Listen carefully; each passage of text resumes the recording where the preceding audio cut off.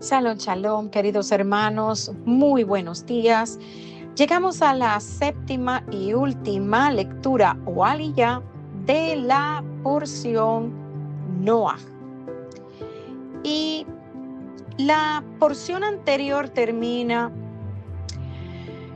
donde la escritura nos está dejando saber que cada uno de los hijos de Noé tomó un camino distinto. Jafet se estableció en Europa, Cam se estableció en Egipto y de él salieron las 7 naciones de Canaán, que más adelante las identificamos como las 7 naciones enemigas de Israel. Y Sem se estableció en el área de Mesopotamia y Asia. Luego la escritura comienza a relatarnos la descendencia de los hijos de Noé. Nos habla primeramente de los hijos de Jafet, que fueron Gomer y Magog, Madai y Javán, Tubal y Mesec y Tiras. Y luego comienza a darnos la descendencia de Cam. Y es importante que prestemos atención a la descendencia de Cam y a la descendencia de Sem. Cam tuvo 4 hijos: Cus, Misraim, Fut y Canaán. De Cus nace Nimrod y de Canaán las 7 naciones enemigas de Israel. No voy a mencionar los demás nombres, usted puede estudiarlos en su tiempo personal de estudio, pero vemos cómo en un principio estuvimos hablando de 2 simientes. Y aquí vemos cómo la simiente del mal comienza a aparecer nuevamente en la historia de la humanidad con Nimrod y la descendencia de Canaán.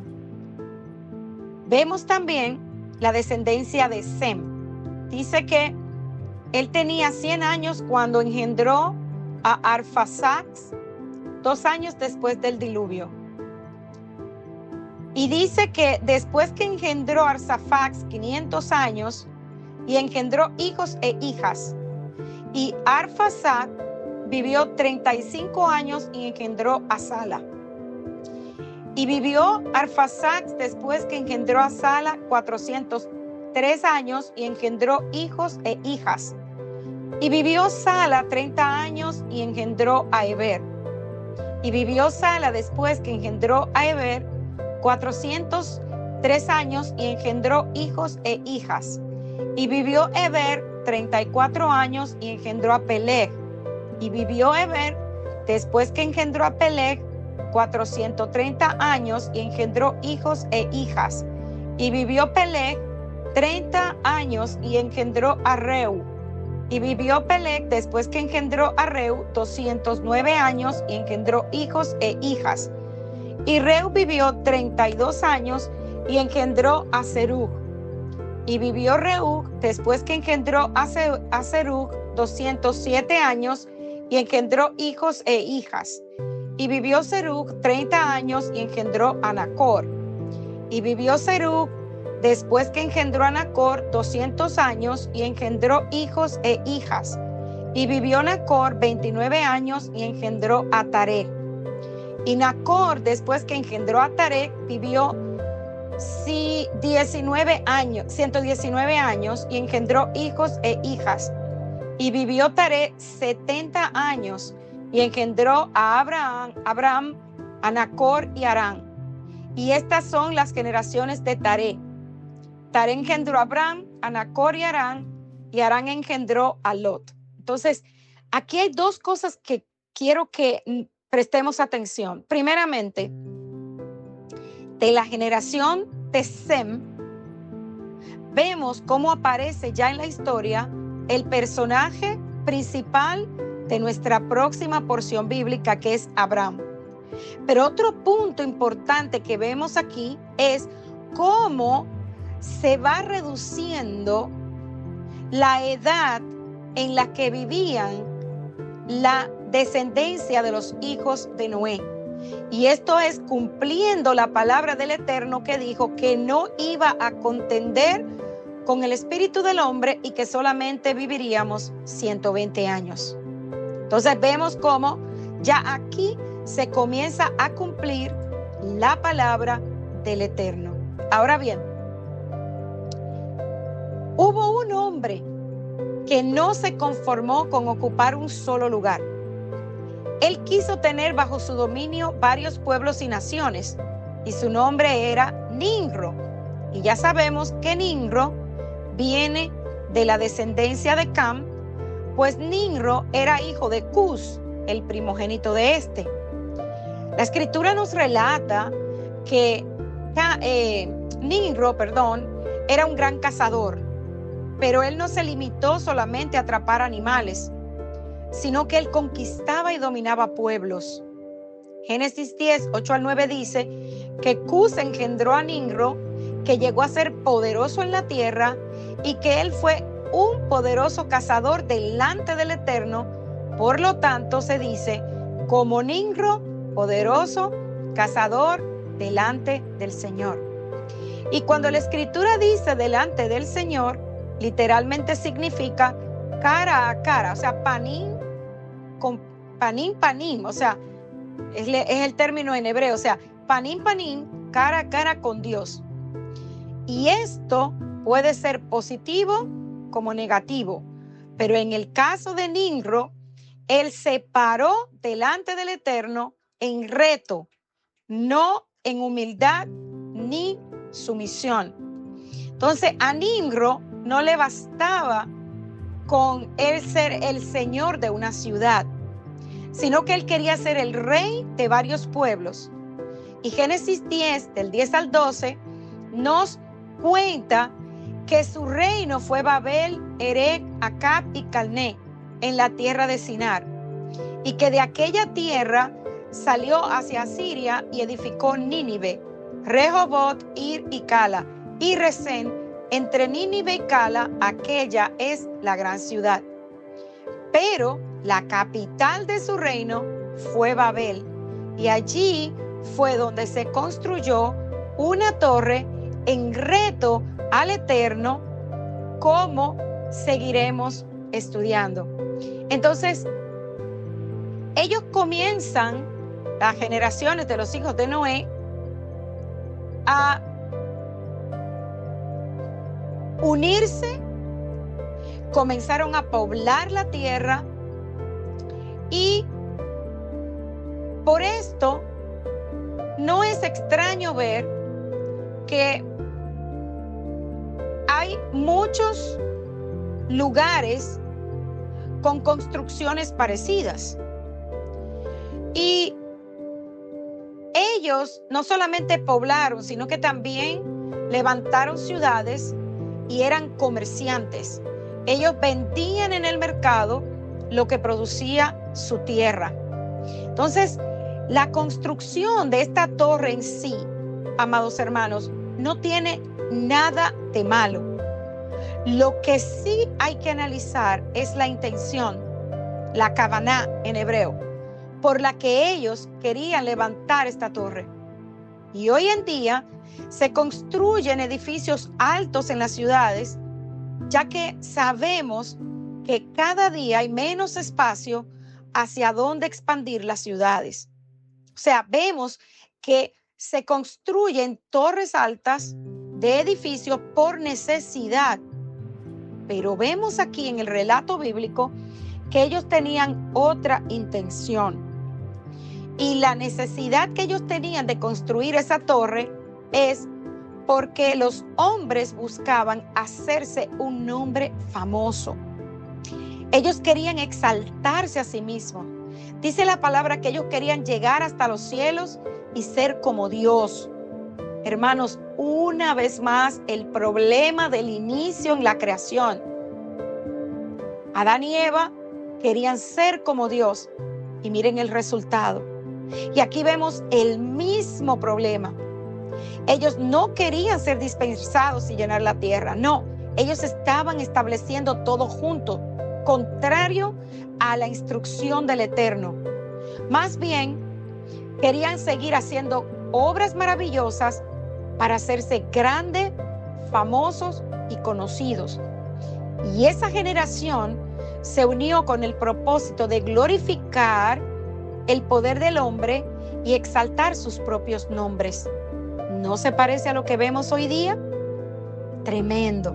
Entonces la Biblia no menciona a Nimrod en el capítulo 11, pero no podemos olvidar que él fue quien fundó la ciudad de Babel, en donde se construyó la torre. Esa era la capital de su reino.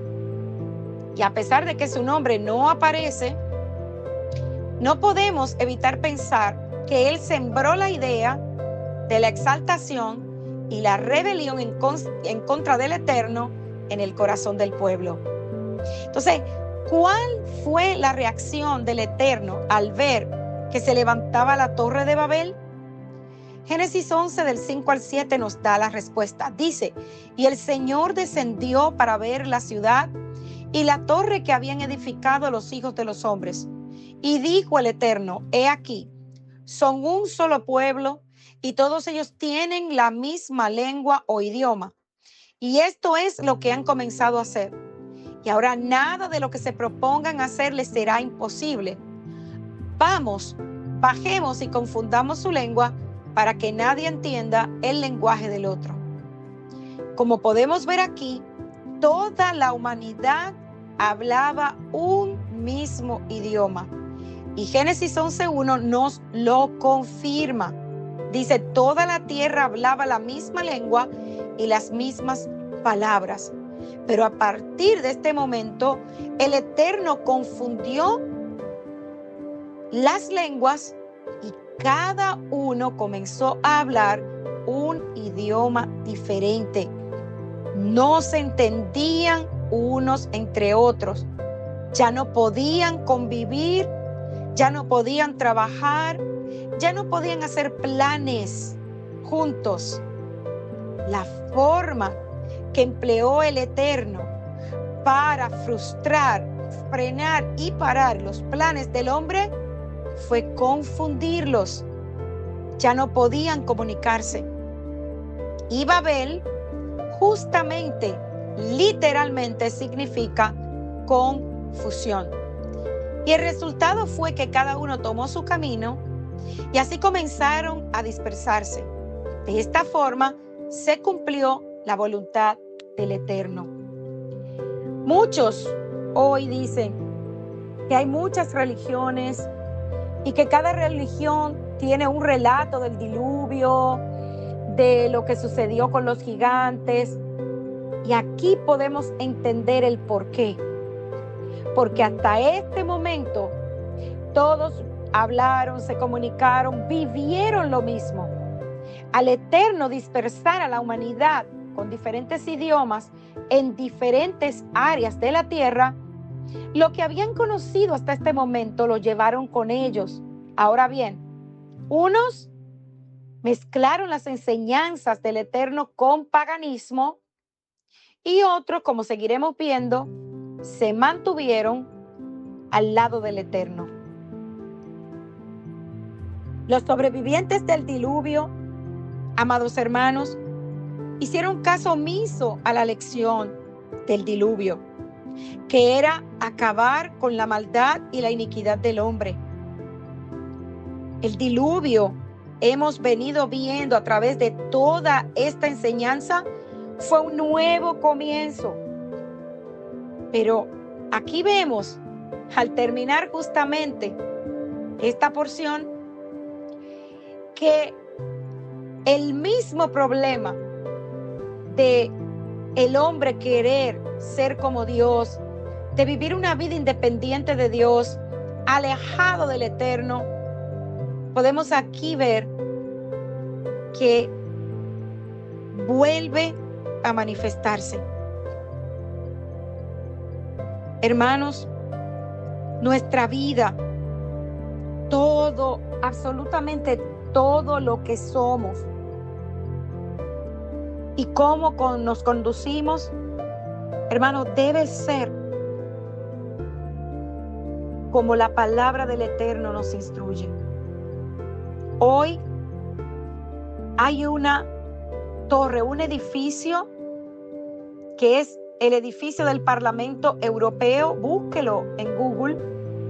Está localizado en Estrasburgo, en la frontera entre Alemania y Francia, que su diseño es igual al de la Torre de Babel.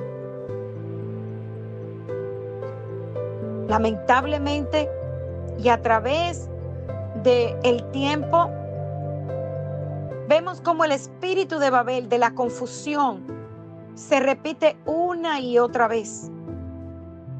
Y así será hasta que se cumpla la palabra del Eterno, se termine de completar el regreso, la plenitud de los gentiles al pueblo del Eterno. Judá finalmente abra sus ojos y puedan ver que Yeshua HaMashiach es